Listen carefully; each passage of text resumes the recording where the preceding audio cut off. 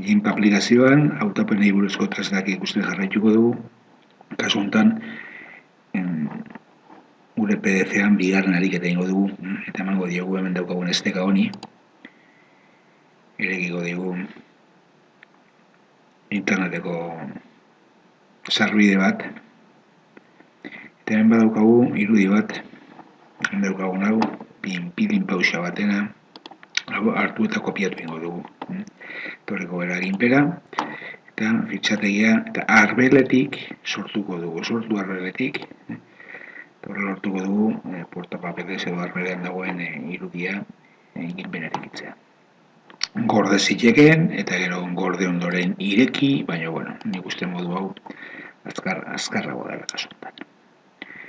Bien, hautapen tresnekin jarraitzen dugu, eta kasu honetan ere helburu izango da, izolatzea hemen daukagun figura hau, pinpilipo esa honena, eta hortarako erabiltzeko lehen erabili dugun tresna berbera, eta joan gitezke, hautapenak gehituzta kenduz, azken finean, formali osatzen.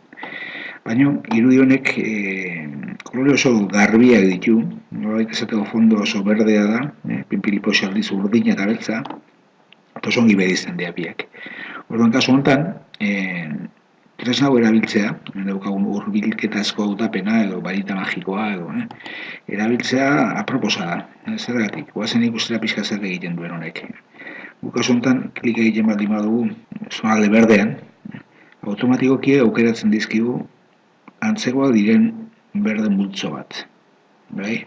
Adibidez, ez du hautatu goikoa, hau ere ez du hautatu, hemengo zati batzuk ere ez, baina ingurune handi xamar bat aukeratu digu ja, eta lan asko kendu digu honekin. Bien, nola funtzen izan du honek? Honek hautatzen du antzeko diren koloreak. Guk atalasa edo nola da, tolerantzia geisten baldin badiogu, gozen geistera, moztagit, laura edo, nahiko neurri txiki batera. Eta klik egiten baldin badu ikusi oso, berdinak diren berdeak bakarrik jasoko ditu. Guk klik egin baldin badugu hemen, antzekoak edo berdina direnak aukeratuko ditu, ilunagoa direnak ez ditu aukeratuko, argiagoa direnak ere ez, buruan. Mu hori nola antolatu dezakegu atalasarekin. Guk oruntak gehiago handitu hau, antzekoa diren kolore multzo hori handitu egingo du.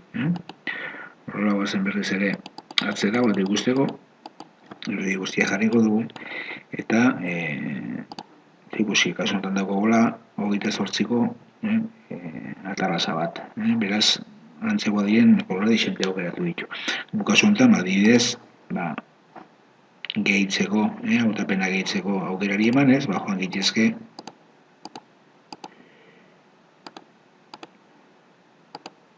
zatirik gehienek aukeratzen.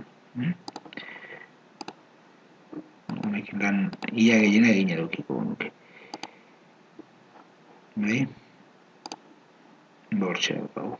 Gero, hori kombinatu dezakegu, blendik ezagutzen ditugun modu egin, irudia erabat osatzeko, ez? Adibidez, garbiketatan bat egiteko edo. Joan egiteko onera, gehitzaren hautapena egina daukat, orduan, adibidez zati hau dena hartu eta gehitu. Hemen ditugun atatxoiek ere bai, eta beraz joan itxeke pixko bat lehen egin dugun hautapen hori hobeto garritzen. Eta honekin egin dugun fondo guztiaren hautapen hori. Niko duguna kasu honetan aurrekoan bezala izango da fondo hori ezabatu, eta irudia gorde ingo dugu, esportatu honela, berriz ere PNG formatuan.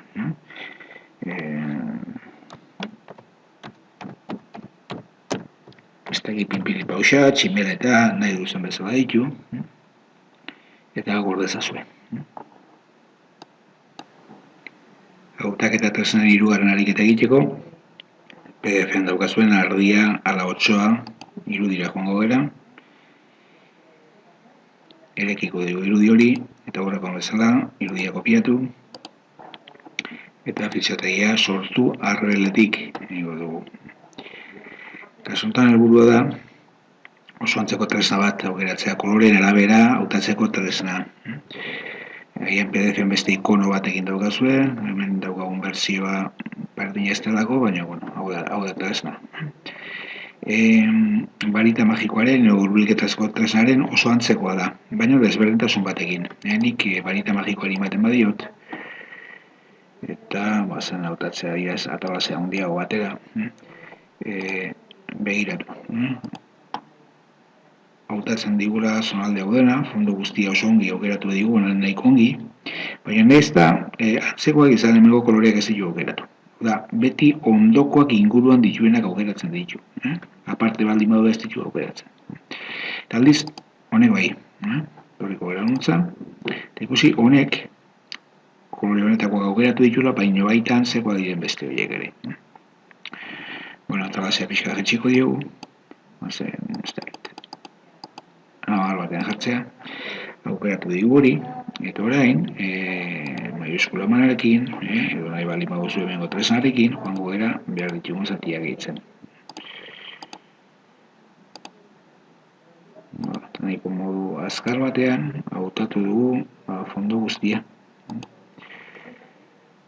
Kasuntan hau ere superbiltuko dugu, jagina daukagu eta hori, eta gorde ingo nuke, esportatuko nuke, aurrekoa bezala, PNG formatuan. Gotxoa, ala, ardia. Eta honekin bukatu dugu, ariketa hau.